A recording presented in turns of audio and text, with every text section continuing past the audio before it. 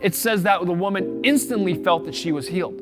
So the question is, why did Jesus stop in this moment? Why did Jesus stop when the miracle had already taken place? Because there's a greater miracle that's about to happen. The healing, I call that a sub-miracle. It's an awesome miracle, but it wasn't the most important one that happened. If you got your Bibles, turn to Mark chapter 5. We're going to look at a very beautiful story here. A couple characters in this story we're going to look at, give you context. It's all about Jesus in this story. Jesus is doing his thing. Jesus is walking around. He's being a rock star. He's healing. He's bringing hope. He's making a difference in the world that he is. He is in the midst of his ministry. People are flocking to Jesus. And we're going to pick it up here at a story in Mark chapter 5, verse 21. If you have your Bibles, go ahead and type in the comment, I have my Bible. Or if you don't, open up your phone. You can scroll on there, get off Instagram and get onto the Bible app, read along with me. And we're going to read here in 5, verse 21, Mark 5, verse 21. Now, when Jesus had crossed over again by the boat to the other side, a great multitude gathered to him, and he was by the sea. And you know this great multitude that keeps following him? I picture it like the Beatles when they first landed in the United States. Man, people were flocking to them. That's why I picture it happening around Jesus. It says, he was by the sea, and behold, one of the rulers of the synagogue, and they said as a secondary sentence here, Jairus by name. Notice that this person was identified by their position. He was an important guy, this guy Jairus. He was important. He was a ruler in the synagogue.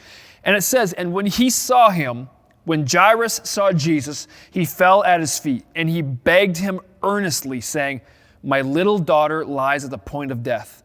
Come lay your hands on her that she may be healed and she will live. I don't want to pass over that like it's nothing. Can you imagine the place that this man was in? His little girl is on her deathbed. He must be broken, desperate, hurting, willing to do anything at all. That's what this man is going through. That is absolutely heartbreaking. If any of you can identify with that, that is a horrible position to be in. So Jesus, being Jesus, went with him, and again, a great multitude followed him, and they thronged to him here. And this is an interesting scenario. I want to just point out who Jairus and what this guy was, because the Bible tells us this man was an important ruler of the synagogue. The synagogue was responsible not just for the religion, but they actually acted as law. They actually acted as influence amongst this place in this area. So this guy was a man of status. He was a man of stature. He had prominence. He was important. He probably could tell people where to go. He definitely would have had people working for him all over the place. This man was a man of importance. But you notice his scenario that he was in.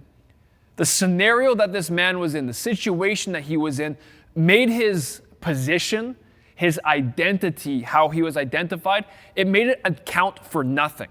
What this is actually showing us is it is showing us that his position and his influence and his identity means nothing in his situation.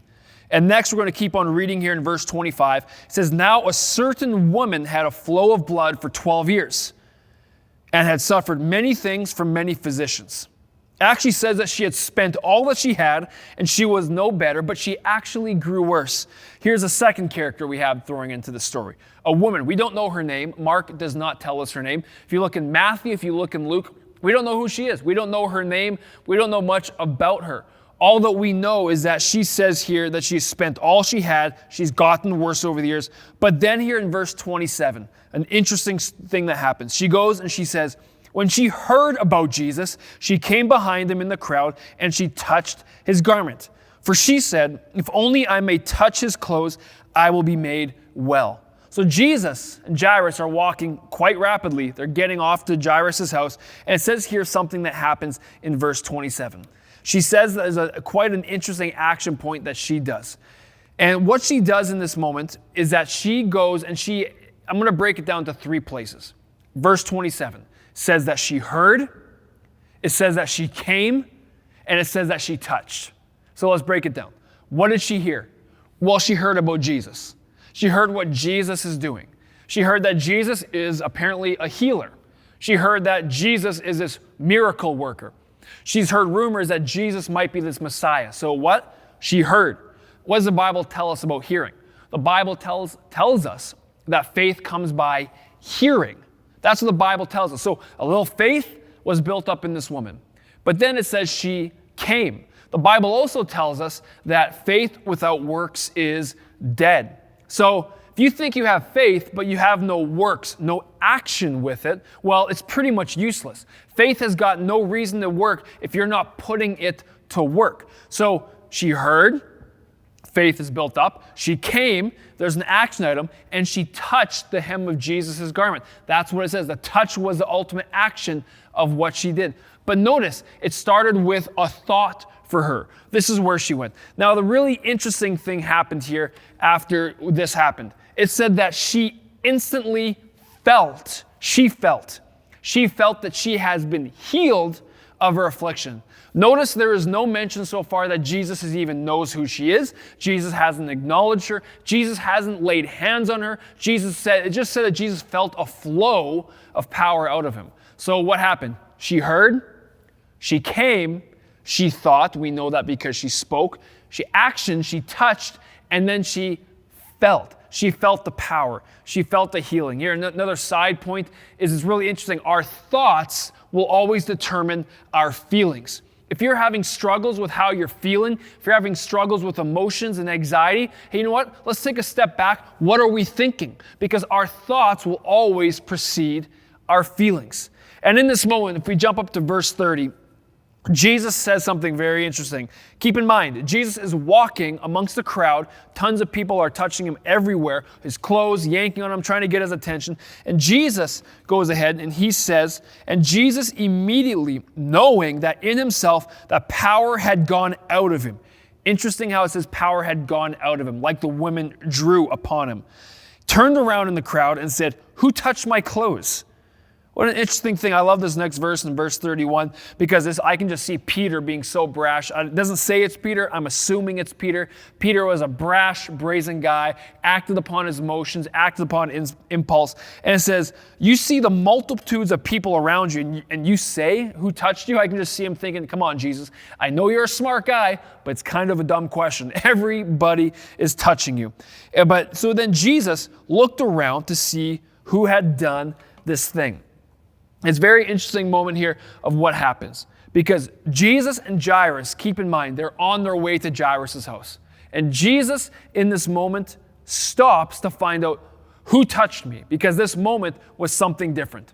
We're going to move back to our story here. I'm going to finish it off here because I want to show you a beautiful key that jumps out in this story. And it says here, and Jesus, he looked around to see who had done this thing. But the woman, fearing and trembling, knowing what had happened to her, came and fell down before him and told Jesus the whole truth. And Jesus looked around. See, if this woman was still in the midst of Jesus, he would have seen who this woman was. You notice at this point, Jesus does not know who this woman was. He didn't see her, didn't notice her. He just noticed the power leaving him. So he wants to connect with this woman. The woman comes back fearing and trembling. Interesting. Why would this Bible tell us this woman was fearing and trembling? She just had an amazing thing happen to her. Well, this also gives us a little bit of insight into her identity. It shows us who she thought she was. She's probably used to 12 years of being beaten down. She's used to 12 years of being a nuisance. She's used to a certain amount of time of being broke. All this thing had a weight that was bearing on her shoulders, which helped form her identity in terms of she's a sicko. She's never going to get better.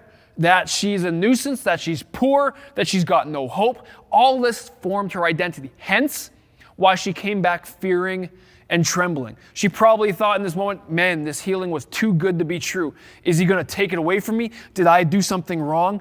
This is her identity.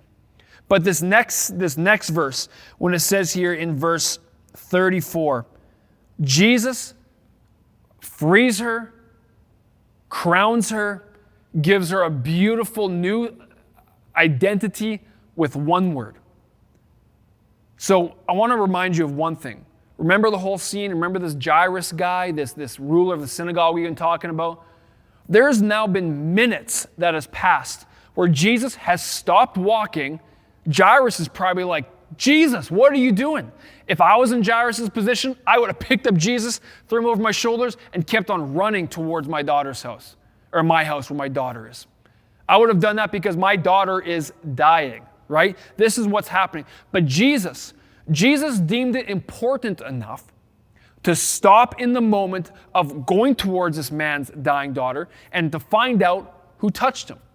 Why do you think Jesus did this? Now remember, the healing in the woman had already happened. It says that the woman instantly felt that she was healed. So the question is, why did Jesus stop in this moment? Why did Jesus stop when the miracle had already taken place? Because there's a greater miracle that's about to happen. The healing, I call that a sub-miracle. It's an awesome miracle, but it wasn't the most important one that happened. So the one word that Jesus says, picture this woman coming back fearing and trembling, coming back with a broken identity, 12 years of failure, of being an outcast, of doctors not being able to help her, of being broke, of being a nuisance. Maybe you've been in that position. Maybe you feel like that has been you, or you can identify with that woman. You know, we all can identify with that woman. But Jesus sees this woman, and as this woman tells him the whole truth, tells him the entire story, Jesus, with one hand, he reaches out and he goes and he says a word to her. He says, daughter. Jesus uses the word daughter. The woman, we don't know her name. All that we know is she's identified by her issue. She's got this broken identity. And Jesus, in this moment, crowns her with a new identity, reminding her, you're my daughter. You are my daughter. See, the miracle of the healing wasn't the biggest miracle. Jesus deemed it important enough to stop on his path to Jairus' house because one daughter, while she lay dying, there's another daughter who had forgotten who she was. She forgot who she was. And Jesus needed to remind her that she is an heir, that she is a daughter. I want to let you know that you put yourself in that woman's position. I put myself in that woman's position. And Jesus is saying to you, he's saying to me, you're a daughter. You're a son. You're not identified by your most recent screw up. You're not identified by your addiction. You're not identified by your failings or your successes. You are an heir to the kingdom when your faith is in Jesus. The healing for Jesus, the God who created life, for him to give life, what is that? That's nothing. He needed to remind this woman of who she was. And in this moment, an interesting thing happened. As he was giving life, Jairus received word that life was taken from his daughter. They got word that his daughter had passed. And one of the servants of Jairus said, don't bother the master, your daughter is already dead. And Jesus overheard them saying, and he said, just trust. Don't worry. She's merely sleeping. She is all good. I want to let you know, your identity is found in Jesus. You are not identified by your failures. You need to be reminded in this moment that your identity is secure as a son and a daughter in God. That's who you are. That is who you is. So anytime you have thoughts that come against your identity, that break you down, that make you feel like you're less, that make you feel like you're this woman who's been broken and defeated over and over and over again, remember, when you got to go and take that thought and replace it with what God says about you. Get into his word. Find out what God says about you, because you need to let go of that thought and you need to hold on to the right thought. And the right thought is that you are an heir. You are a son and that you are a daughter.